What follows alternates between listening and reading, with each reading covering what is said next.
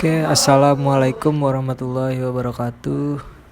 Nama saya Muhammad Rafli Atesanjaya, biasa dipanggil Rafli.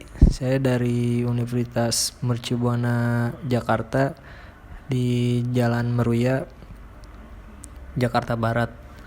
Nah, saya dari jurusan Teknik Informatika, tepatnya pada Fakultas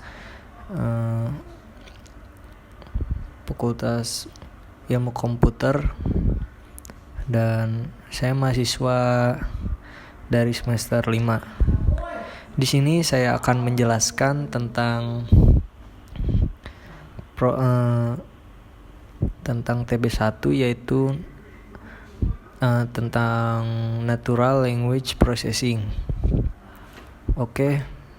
Sebelumnya saya tidak lupa juga berterima kasih kepada dosen pengampu saya yang telah memberikan tugas ini. Ya, oke, langsung saja.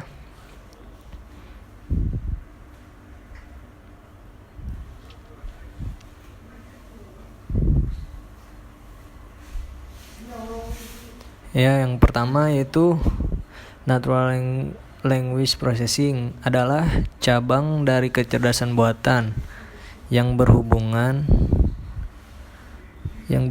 dengan interaksi menurut teks matrix. NLP juga digunakan untuk mengukur sentimen dan menentukan bagian mana dari bahasa manusia yang penting.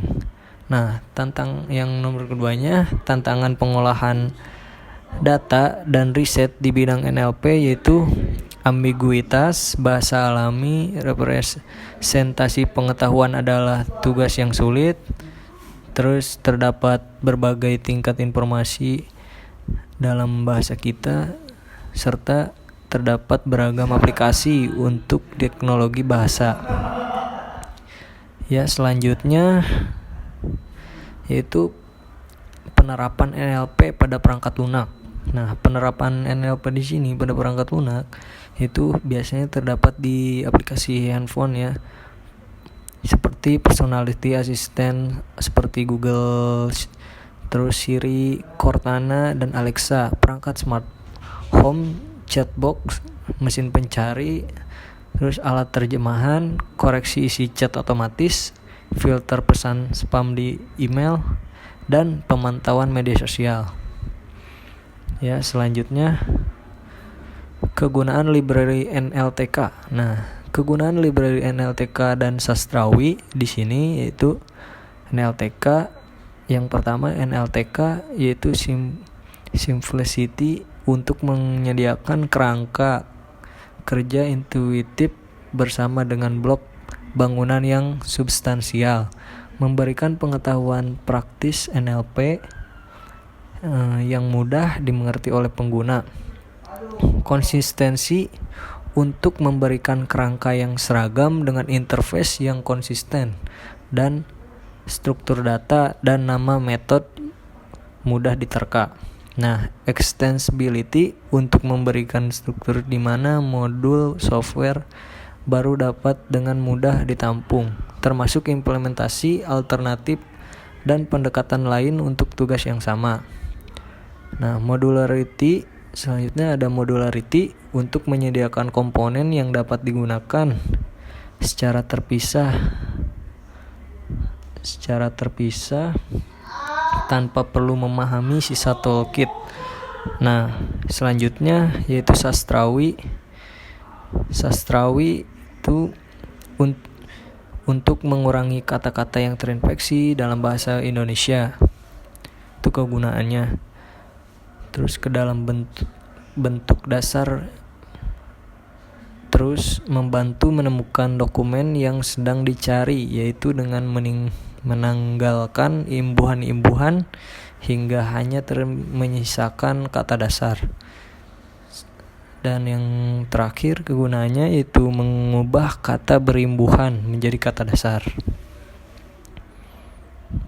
Oke, selanjutnya adalah ada tujuan dari scaffolding.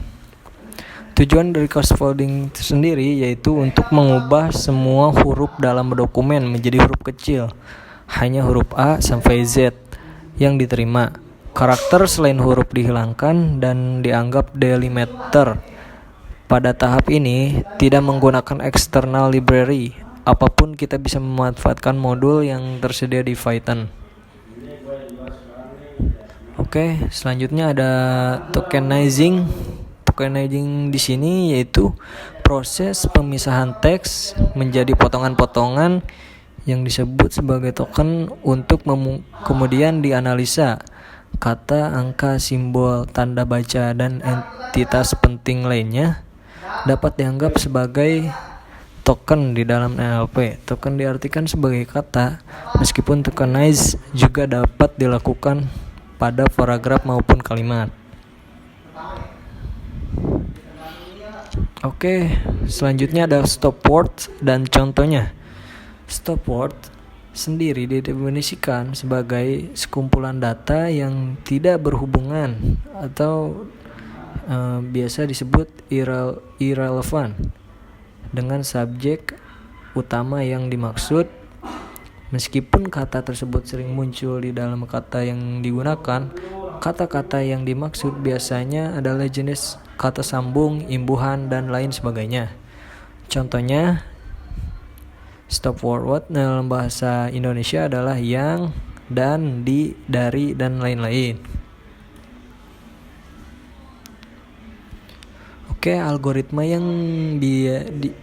Oke, selanjutnya algoritma yang digunakan untuk stemming teks bahasa Indonesia.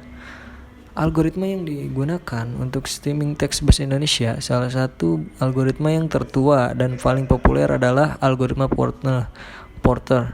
Algoritma ini tersedia dalam modul NLTK melalui kelas Porter Stemmer. Untuk melakukan stemming bahasa Indonesia, kita dapat menggunakan library Python Sastrawi. Pada teks berbahasa Indonesia, semua kata imbuhan baik itu sufiks dan prefix juga dihilangkan. Oke, selanjutnya tujuan word embedding. Tujuan word embedding. Dengan word embedding, kata-kata yang memiliki properti tertentu, misalnya berada pada konteks yang sama atau memiliki semantik meaning yang sama, berada tidak jauh satu sama lain pada space tersebut. Oke, di sini ada modul arsitektur dari Word to VXG. Ya, di sini terdapat gambarnya di samping. Ya, modul arsitektur dari Word to VAC ini memiliki dua model, yaitu Conscious Bag of Word atau disingkat jadi CBOWI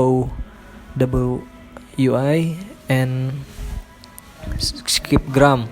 Model arsitek CBOW di mana model yang memprediksi current word atau sebagai target dari konteks sebagai input di sekitarnya. Sedangkan skipgram di mana jarak antara kata-kata konteks dengan posisi kata yang menjadi inputan. Arsitektur CBO dan skipgram dapat dilihat pada gambar di samping ya. Seperti yang saya katakan tadi. Oke, selanjutnya definisi dari bag of word.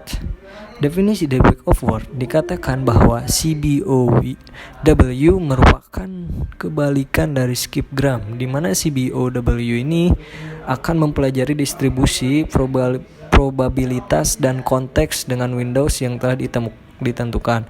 Nah, konteks yang digunakan serupa dengan konteks pada ilustrasi implementasi skipgram, sehingga menggunakan one hot encoded vektor yang serupa. Oke, selanjutnya yaitu metode algoritma Pastek. Metode algoritma Pastek ini pengembangan dari library Word to VIC tadi yang telah lebih lama terkenal sebagai library untuk word embedding.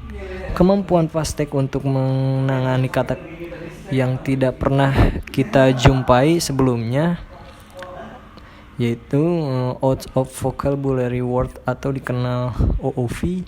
Misalnya kata-kata yang tidak baku seperti pengoptimalisasian tetap akan diperoleh vektornya. Oke, yang selanjutnya yaitu n-gram. N-gram sendiri merupakan suatu metode klasifikasi teks. Metode n-gram sering digunakan dalam language identification (LI) atau mengidentifikasi bahasa. N-gram merupakan sebuah metode yang diaplikasikan untuk pembangkitan kata atau karakter. Oke, yang selanjutnya itu contoh penerapan n-gram ya. Contoh penerapan n-gram sendiri itu dapat dilihat seperti berikut. Contoh kalimat, pemilihan kepala daerah Jakarta tahun ini tidak begitu ramai dibandingkan dengan tahun sebelumnya. Unigram pemilihan kepala daerah Jakarta tahun ini tidak begitu ramai dibandingkan dengan tahun sebelumnya. Jadi di sini itu n-gram pemilihan katanya dibagi-bagi ya, kayak dari satu yang sama yang lainnya. Oke, selanjutnya definisi dari smoothing. Definisi dari smoothing sendiri, kosakata yang selalu dihitung untuk n-gram saat memperkirakan MLE untuk n-gram. Ketika memperkirakan MLE untuk bigram yang sama dengan jumlah bigram dibagi dengan jumlah unigram. Dalam hal ini V adalah jumlah kata unik yang muncul dalam bentuk teks yang dinormalisasi sepenuhnya. Oke, selanjutnya ada Laplace smoothing. Laplace smoothing ini adalah sebuah algoritma untuk kelancaran sebuah jala poligonal. Untuk setiap simpul dalam mesh, posisi baru dipilih berdasarkan informasi lokal seperti posisi tetangga, dan simpul dipindahkan ke sana. Dalam kasus bahwa mesh secara topologi adalah grid persegi panjang, yaitu setiap simpul internal terhubung ke 4 tetangga, maka operasi ini menghasilkan Laplacian dari mesh. Oke, selanjutnya adalah ada backup dan interpolasi. Nah, backup dan interpolasi, yang pertama saya akan menjelaskan tentang backup. Backup di sini adalah algoritma yang menggunakan umpan balik untuk secara multifikasi menurunkan laju beberapa proses untuk secara bertahap menemukan tingkat yang dapat diterima. Nah, selanjutnya saya akan menjelaskan tentang interpolasi. Interpolasi adalah teknik mencari harga suatu fungsi pada suatu titik di antara dua titik yang nilai fungsi pada kedua titik tersebut sudah diketahui. Oke, selanjutnya ada alasan dari Kearney smoothing memiliki kerja yang sangat baik. Oke, Kearney smoothing berkinerja terbaik dinamakan modified Kearney net smoothing yang diajukan oleh Chen and Goodman pada tahun 1998. Nah, pada pendekatan ini tidak digunakan diskon tunggal D, tetapi menggunakan 3 tingkatan diskon, yaitu D1, D2, dan D3+. Diskon D1 berlaku untuk n-gram dengan frekuensi 1, D2 untuk n-gram berfrekuensi 2, dan D3+ untuk n-gram yang berfrekuensi sama atau lebih dari mengaplikasikan teknik smoothing modifikasi ini untuk membangun suatu mesin prediksi kata. Mungkin selanjutnya kita langsung. Nah, di sini ada latar belakang munculnya metode stupid backup. Nah, di sini saya akan menjelaskan tentang latar belakang munculnya ya. Jadi, latar belakang munculnya metode stupid backup ini, algoritma bernama stupid backup ini berawal dari munculnya ide percobaan untuk membuat model bahasa suatu distribusi probabilitas murni. Nah, tidak ada diskon terhadap probabilitas berorder lebih tinggi. Jika n-gram order lebih tinggi mempunyai frekuensi 0, maka dilakukan backup ke n-gram berorder lebih rendah. Dibobot dengan suatu bobot tetap, seperti tidak tergantung pada konteks. Oke, selanjutnya dasar pemikiran dari good Turing smoothing. Good Turing smoothing sendiri adalah count atau frekuensi sesuatu yang telah dilihat sekali untuk membantu mengintimasi frekuensi dan dari suatu yang belum pernah terlihat. Kata-kata ini dikutip dari Xiao 2009. Kata atau n-gram tersendiri atau suatu kejadian yang hadir sekali disebut sebagai singleton. Dalam rangka menghitung frekuensi singleton, kita perlu menghitung NC, yaitu jumlah kejadian yang hadir sebanyak C kali. Pada good Turing ada anggapan bahwa semua kata terdistribusi secara binomial. Oke. Mungkin itu saja yang saya akan sampaikan pada video kali ini.